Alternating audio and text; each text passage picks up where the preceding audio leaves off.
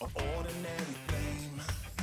I don't see myself as invincible.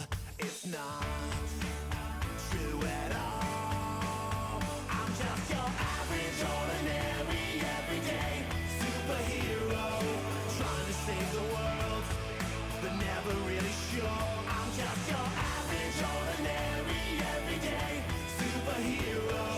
Nothing more than that. That's all I really am. The day had the sort of three components to it. So there was some Victorian foster carers that were coming into L'Oreal and having the Pampers. And at the same time there was another group of L'Oreal staff that were out doing house makeovers. So 9 properties, over 14 kids sort of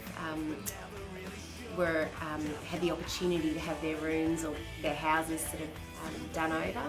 And so all day, again, L'Oreal staff were out there doing things. And also our newsletter got posted out, so another group of L'Oreal staff were folding and...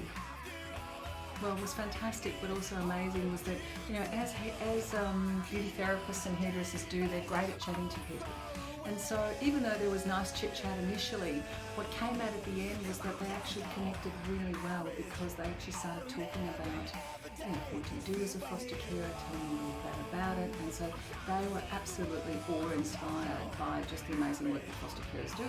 Been doing it for about 8 years, and I came into it because I was travelling a lot for work to China and stuff, and helping out on the at the orphanages on the weekend. And then I thought, okay, well, I'll look at, say, overseas adoption first, and couldn't get into that because it came back through the Australian consulate. So then identified that the fostering system have a lot of kids in need, and thought we'd just help out in our own backyard, and been doing it ever since. So. Well, when the relationship I was in at the time, we'd gone through IVF and everything and wasn't successful that way, so I'd had fostering at the back of my mind for a long time, but needed to go through the other steps. And then I thought, well, you know, we'll do the training, put our toe in, never thinking that Hayden was going to come along. Yeah. But I decided to do it full-time for the last few years and give back and do it that way, because I was travelling a lot interstate and it was very hard to manage children, being single and get to childcare centres, get back from the airport, so I gave that up and to do it full-time. You may not be able to see as visually, obviously, as you can see my hair and makeup, the impact that I've been able to have on young people, but I can tell you that even when I'm long and gone off this planet, the impact that I've had on them will actually still be evident. I think the world's always two ways, you know, you give out, you get back. What goes around comes around. You know, we wanted foster carers to feel special, that they were a part of the community, that were sort of like unsung heroes in many ways. They're there, they do their job, they get on with it, and but they do extraordinary things, and people don't really know that. I think they're absolutely sensational, because I guess people who do foster care don't put their hand up and say, I'm doing a sensational job. They're sort of the really quiet, unsung heroes, if you think, and there's not a lot people give back to them.